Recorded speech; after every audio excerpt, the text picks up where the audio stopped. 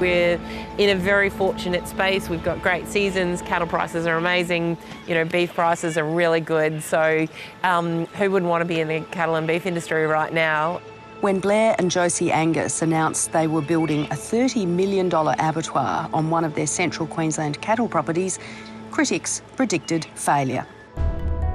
Rural Australia has a rich history of failed abattoirs, with private owners and corporates finding out the hard way how tough the business is.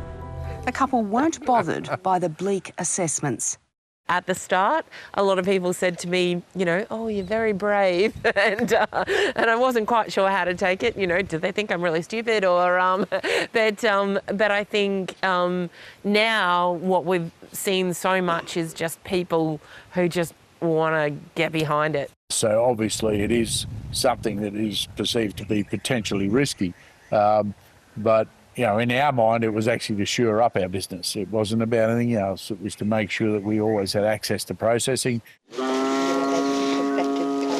The Angus family run 35,000 head on 4 properties and have a feedlot. In 1998, they launched their first beef brand, Kimberley Red. They now have 7, sold domestically and exported to 18 countries.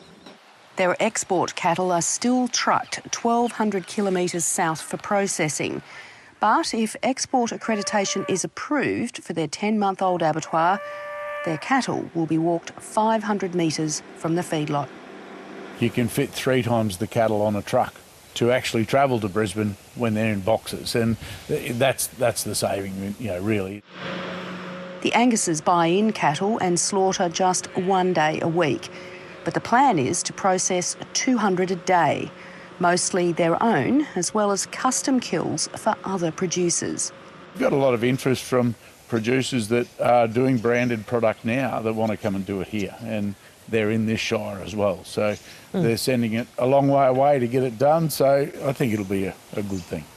We're never going to be in the commodity market, so comparing us with the top 5, we don't actually want to be anywhere near there. We just want to be able to do the best we can with what we have here, and that's actually utilising the full carcass. For Josie, the fragility of supply chains exposed during the pandemic confirmed the merit of their plan to have processing close to supply.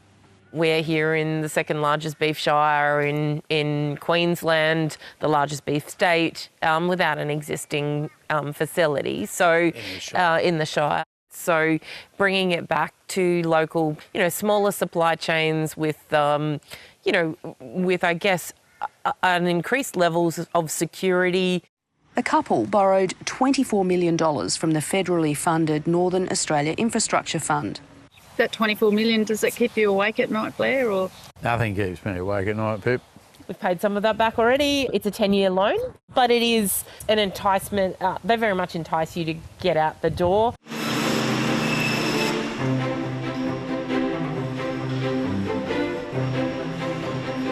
Naysayers doubted they'd find staff to live and work 70 kilometres from the nearest town. But despite recruiting during the tightest labour market in memory, they've hired more than 30 people. Blair is often on the knives alongside the new hires, as is son David, who's moved from the Brisbane office. When not running the property next door, daughter Madeline's in Whites too. I love it. They've always been very open that they're building something that's big enough for all for us to come back into if we want to, and we all do. So and we all have a different niche in it, and it fits really well. I'm very happy that we've made it work. With a degree in meat science from the United States, sister Lauren's in her element. We've got everything through from breeding all the way through to selling beef. So this was the only gap that we had in the chain. So filling it is a logical thing to do, and I'm really glad that we've done it. Livestock and feedlot boss, son John, admires his parents' drive. I think it's pretty incredible, especially if you look back, if you think, 26, 27 years ago, Mum and Dad were just getting married and Dad was just buying his brother out of Sundella, and then now they've bought Chesterfield, Carpentaria, build a feedlot, build an international beef company and an abattoir. And in, 26 years, that's a pretty massive feat. So when we put them in the book, we actually physically scan them as well. The office, not the saddle, is now Josie's natural habitat. It's very different from when Landline visited 2 years ago. Okay, let's go have a look around. The 9-month build starts soon. So what will be here? We're actually walking out of the freezers at that freezers, point. right. Yeah. It will be fantastic once they start building, and then when we actually start operating will be the next chapter. The staff village was just being built to house up to 80 workers required when the abattoir runs 5 shifts a week. Blair wants his workers to feel part of a community. It's an important thing to get that culture right. Beautiful Queenslander there, is that the heart of it? It is, Pip, yeah, that's where everyone will dine and gather each day.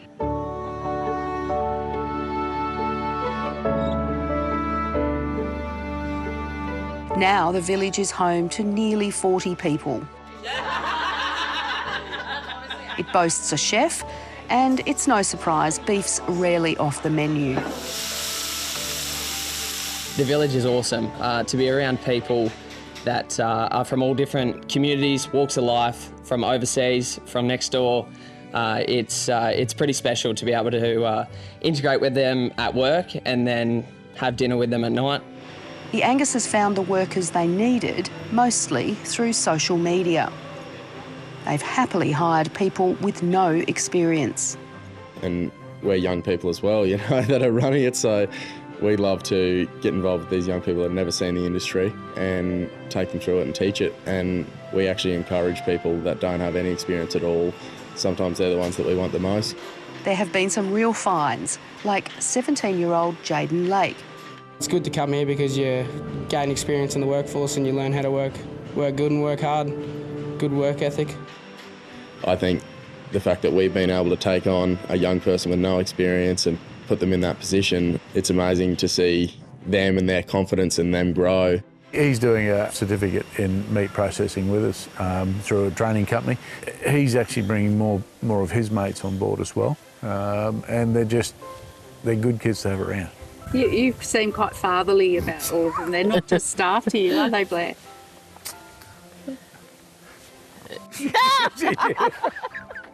You did it. It's the bloody light. I suppose that's the part we enjoy. We enjoy that.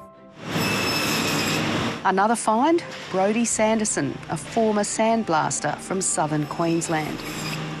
You walk into a room down there and there's 30 people that just idolise and respect him, and Brodie's the superstar. I've never felt more a part of a family, to be honest.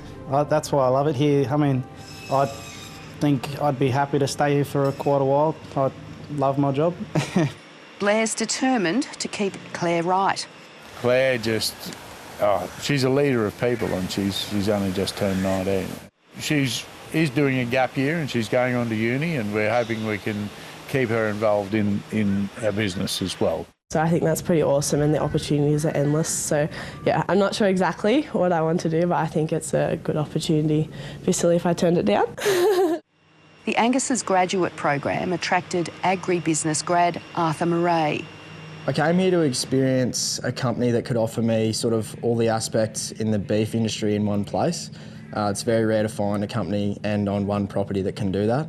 Arthur's not allowed to leave, I'll be clear on that. He's a great young guy, and he's looking to learn every aspect of our whole enterprise. So I keep telling him it's going to take a while, so Ingoing stock, outgoing stock. Production and livestock coordinator Zanny Ross has a critical job. I'm booking in kills as well, trying to figure out what sort of yields we might get off production and what markets that product's best to go to. Planning market specs as well, or specific customer specs, right through to overseeing production, and then afterwards sort of going through our actual yields and data and supplying our suppliers with their producer feedback.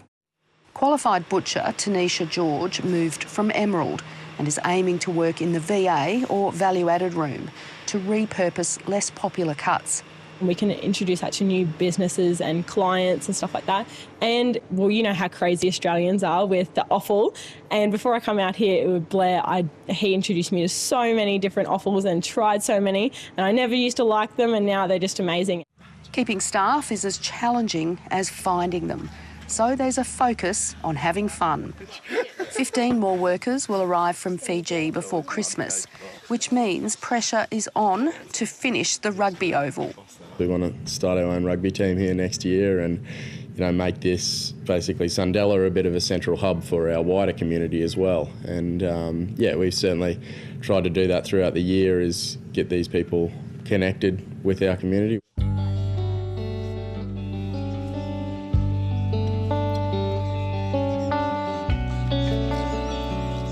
There are plenty of handy mounts, and some workers are now camp drafting with the seasoned Angus crew. Jackson Scott has a degree in animal and veterinary bioscience. We do a fair bit of water skiing and time on horses. I didn't really ride a lot of horses before I came here, and now the opportunity to jump on a horse of an afternoon and have our own horses here is quite... well, we never get bored anyway. That's the main thing. To keep things interesting, staff rotate between the abattoir and the paddocks. You do something different, you know, each week. Nothing's always the same, and you get to work with a great team. After years of planning, the Angus's dream to vertically integrate their business has finally been realised. Staff, I think Dad's big dream, that was probably a bit of a nerve-wracking thing, but that was Dad's big dream, was always build it and they'll come. And I think we've definitely seen that now.